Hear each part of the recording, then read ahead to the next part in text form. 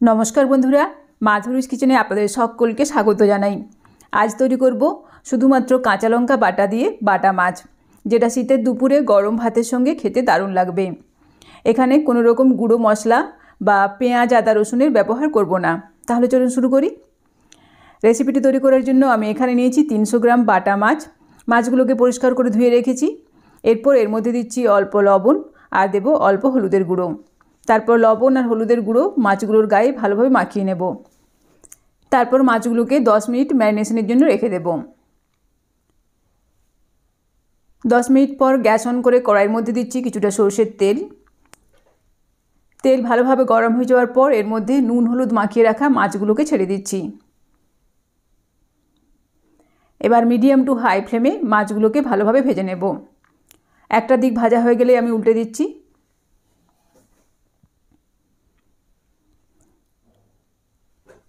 এই দেখুন মাছগুলোকে আমি উল্টে পাল্টে ভালোভাবে ভেজে নিয়েছি। এরপর মাছগুলোকে তেল থেকে ছেঁকে একটা পাত্রের মধ্যে তুলে রাখব।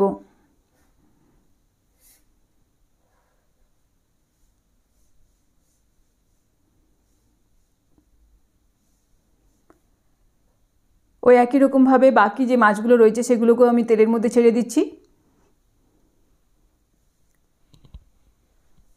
তারপর মিডিয়াম টু হাই ফ্লেমে মাছগুলোকে উল্টে পাল্টে ভালোভাবে ভেজে নেব। আমি এখানে ছোট সাইজের বাটা মাছ নিয়েছি। এই দেখুন এই মাছগুলোকে ভালোভাবে ভেজে নিয়েছি।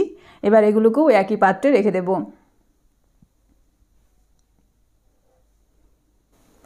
এইভাবে আমি সমস্ত মাছগুলোকে ভালোভাবে ভেজে নিয়েছি। এরপর কড়াইয়ে যেটুকু তেল রয়েছে তার মধ্যে ফোড়নের জন্য দিলাম অল্প কালো জিরে। ফোড়নটা ভাজা ভাজা হয়ে যাওয়ার পর এর মধ্যে দিচ্ছি কাঁচা লঙ্কা বাটা আর দেব একটা মিডিয়াম সাইজের টমেটো কুচি। এরপর এটাকে কিছুক্ষণ নাড়াচাড়া করে নেব। আমি এখানে 4টা কাঁচা লঙ্কা বাটা দিলাম। ঝালটা আপনারা অবশ্যই নিজেদের পরিমাণ মতো দেবেন। কিছুক্ষণ নাড়াচাড়া করে নেওয়ার পর এর মধ্যে দেব পরিমাণ মতো লবণ আর দেব অল্প হলুদের গুঁড়ো এবং অল্প পরিমাণে কাশ্মীরি লাল লঙ্কার গুঁড়ো। তারপর সমস্ত কিছু আবারও নাড়াচাড়া করে ভালোভাবে মিশিয়ে দেব।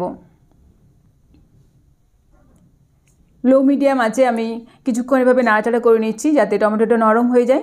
এই দেখুন টমেটো কিন্তু নরম হয়ে ভালোভাবে মিশে গেছে মশলার সঙ্গে আর মশলাটা ভালোভাবে কষানো হয়ে গেছে। এরপর আমি এর মধ্যে দেব অল্প পরিমাণে জল। এখানে আমি জলের পরিমাণটা অল্পই দিচ্ছি। তারপর নাড়াচাড়া করে মিশিয়ে দেব। ঝোলটা ভালোভাবে ফুটে ওঠার পর আমি এর মধ্যে ভেজে রাখা মাছগুলোকে ছেড়ে দিচ্ছি। সমস্ত কিছু একসঙ্গে নাড়াচাড়া করে মিশিয়ে দিচ্ছি আর এইভাবে লো টু মিডিয়াম আঁচে মিনিট 5 সময় ধরে মাছগুলোকে রান্না করে নেব। 5 মিনিট পর আমি এর মধ্যে দিচ্ছি কিছুটা ধনেপাতা কুচি। তারপর আবারও ভালোভাবে মিশিয়ে দেব। কাঁচা লঙ্কা বাটা দিয়ে বাটা মাছের ঝোল আমার তৈরি হয়ে গেছে। এর থেকে আর বেশি ঝোল রাখবো না। এবার গ্যাসের আঁচ বন্ধ করে আমি এটা একটা সার্ভিং বোলের মধ্যে ঢেলে দেব গরম গরম ভাতের সঙ্গে পরিবেশন করার জন্য। শীতের দুপুরে এটা গরম ভাতের সঙ্গে খেতে দারুণ লাগবে। তৈরি হয়ে গেল আমার আজকের রেসিপি কাঁচা লঙ্কা বাটা দিয়ে বাটা মাছ।